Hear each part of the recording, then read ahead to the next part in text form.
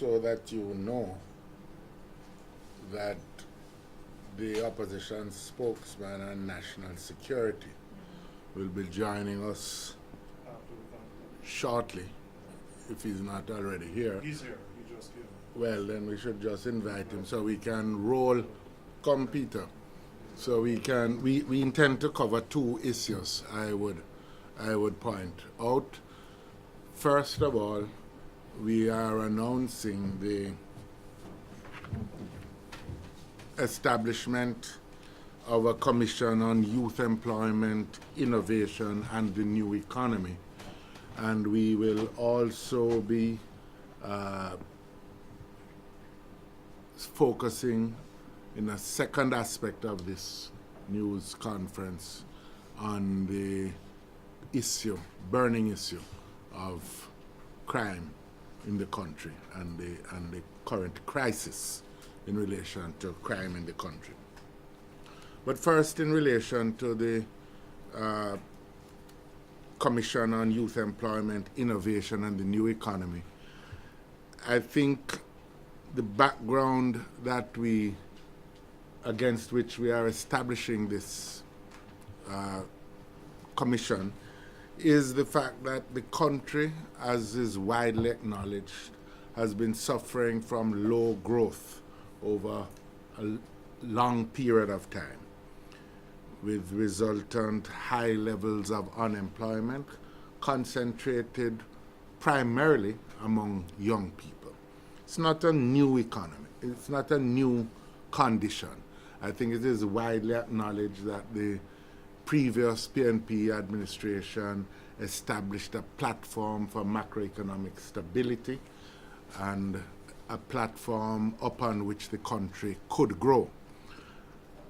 But the fact is that while we have been doing this, we have to acknowledge also that the world economy has been changing and that there has been a process of global integration which has made countries face a much more competitive environment internationally, globally, that there are new sectors in the global economy that have emerged, centered primarily around the information and communications technologies, but including other sectors as well, that there has been a much more intense drive for innovation as part of the global economic environment, and that in many respects we in Jamaica have not benefited from these changes in the world economy. It is the case that if we are to grow as a country, if we are to satisfy the expectations of our young people for employment, we are going to have to transform our own economic structure away from just the traditional sectors of agriculture, tourism, mining, and some manufacturing.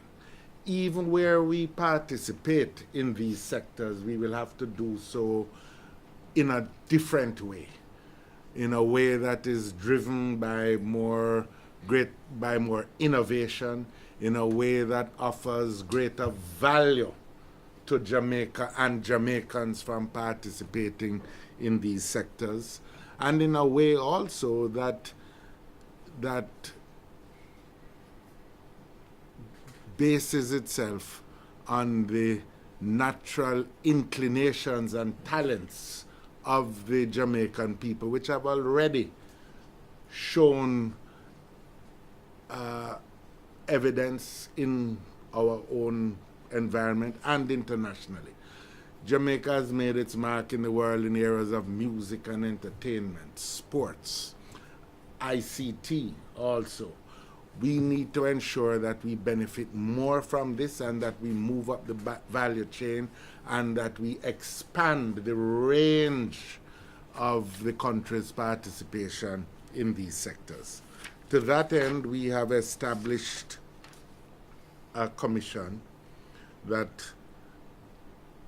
is made up of people with direct experience in these areas, and where we have competencies in sectors such as music, entertainment, fashion, sports, nutraceuticals, including medical marijuana, technology development, areas like animation, high-level skills outsourcing, to build on the BPO experience, the business process outsourcing experience, so that we're not just looking at call centers, but at other areas of that economy: food, tourism, and care services in health, etc. The commission is expected to report in short order. We are giving them 6 months, but in the interim, they can make reports as they go along.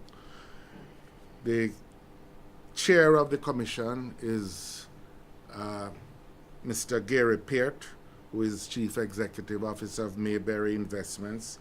Deputy Chairman, to his right, is Mr. Ryan Foster, Group Chief Executive Officer of Tasty Limited.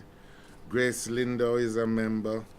Dr. Deborah Hickling is also a member. She is Grace Lindo is intellectual property and commercial attorney.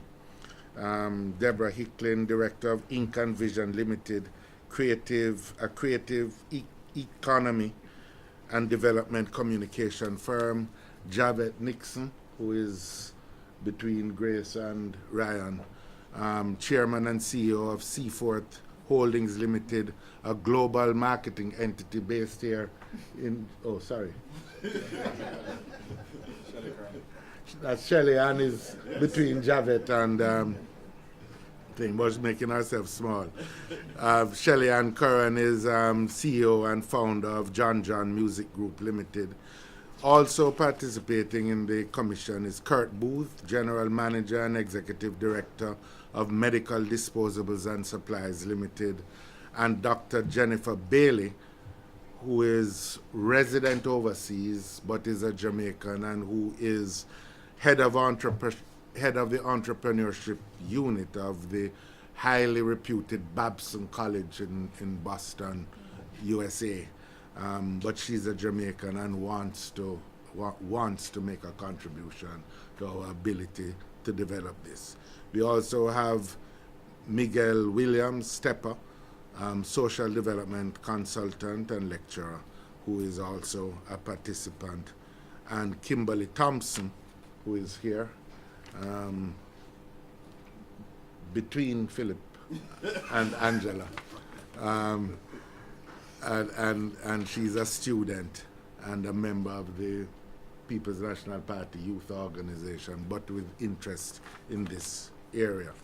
As I said, our purpose is really how to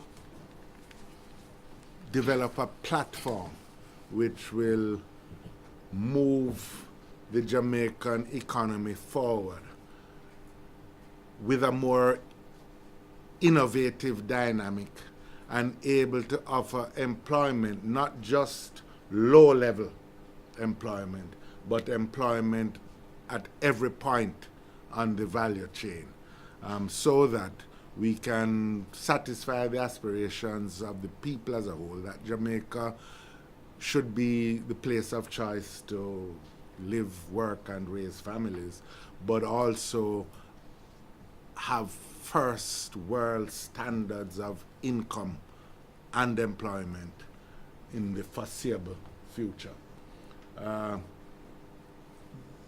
My remarks on this matter end here, and I'll ask Gary Peart to say something in relation to that commission.